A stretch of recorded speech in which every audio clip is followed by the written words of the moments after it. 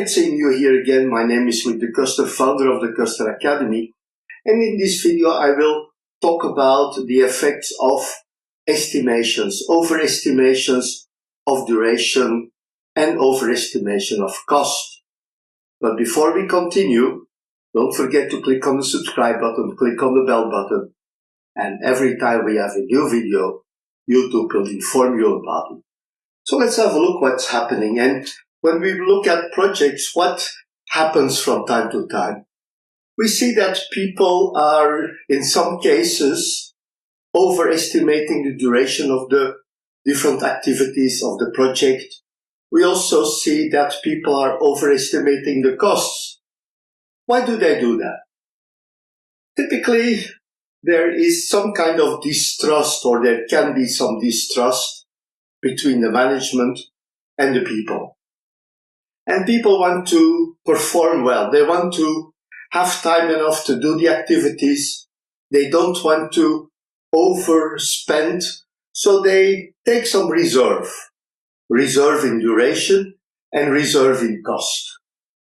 So these are some reasons why people do this. What are the consequences? When we look at duration, we look at some effects that even when you overestimate duration, people tend to see that the projects are still late. There is a very interesting series of discussions about this. Goldratt made some discussions about what we now call critical chain project management, and he looked into the different reasons and the effects of overestimation. The thing he found out is that there are a lot of reasons why when we have enough time, we overestimate it, we still end late.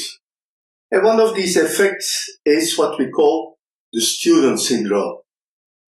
Typically identified when we have students, I can see them at school, at university, and they realize the day before, in a good case, or the morning that they still have to do an exam and they're late.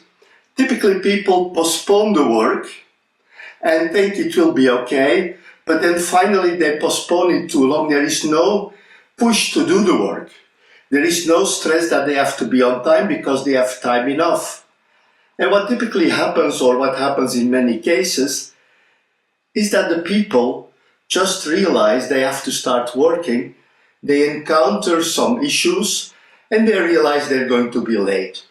Overestimating the duration of the activities in this case leads to an even worse situation because the people will still be late.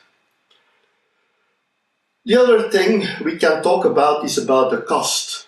The same thing, the people want to be sure that they have enough money to spend, that they don't have a problem, that their tasks complete with a higher cost than estimated, and they tend to inflate those things.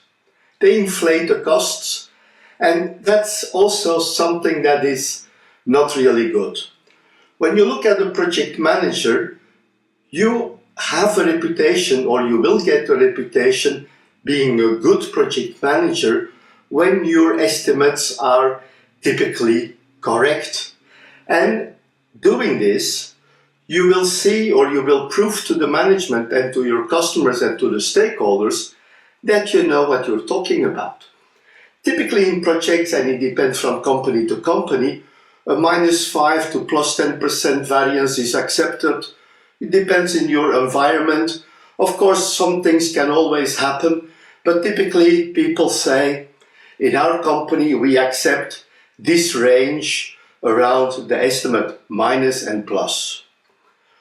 Now, when we look at the different things, and I ask this question to my students, and I say, just imagine at the end of the project, the cost of your project was $1 million, and you realize at the end of the project you only needed 600,000. And the people say, oh, that's really great, we have a good savings, but is this really good? Things can happen. It's possible that some things, positive things happened, things went better than you expected, but you have an explanation about that. In other cases, you just see, okay, we have 400,000, that's good, we have a saving, and it is not really good. What happens when a company invests money? They want to have a yield on their money. Money just sitting there not doing anything is not bringing any yield.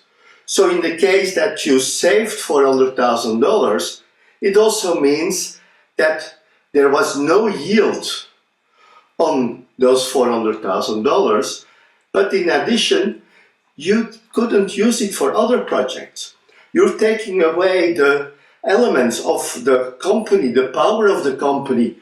You had to reduce the number of projects because you needed 100,000, and it can happen, 1 million, and it can happen in different projects. So when we all count those overestimations together, we may have a lot of money we could use to invest in new projects. We are losing that opportunity. And we know that the amount of money is limited in a company. When you allocate money for a project or to a project, that money is there. It's allocated for your project. It cannot be used for other projects. A thing to do and to evaluate what's happening is introducing earned value management. Earned value management will provide you very early in the project ideas about the estimated cost at completion of your project. We will talk about EVM in other videos. Now the thing is that it can happen that you have an enormous saving. Like it can happen that you have a lot of bad luck and a lot of risk elements or events are happening. These things can be explained. These things can tell you, or the management, why you didn't know about it. You could not imagine that these things would happen. That's very important to understand. Now, as a project manager, it is also very important to understand what the financial impact of your decisions is.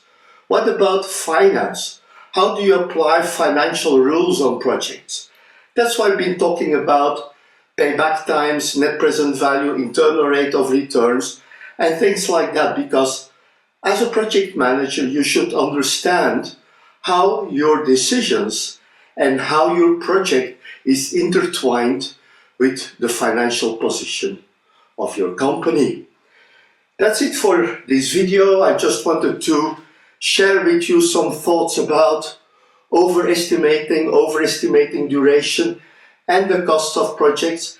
It's very important that you try to keep the estimates between pre-agreed borders. You can define those in your company depending on the type of project you have, your project experience, and so on. But it's very important that you know what you're doing, that you try to get those estimates as correct as possible. That's it for this video. Don't forget to click on the subscribe button, click on the bell button, and every time we have a new video, YouTube will inform you about it. Thank you very much, and I'm looking forward to seeing you in our next videos. Bye bye.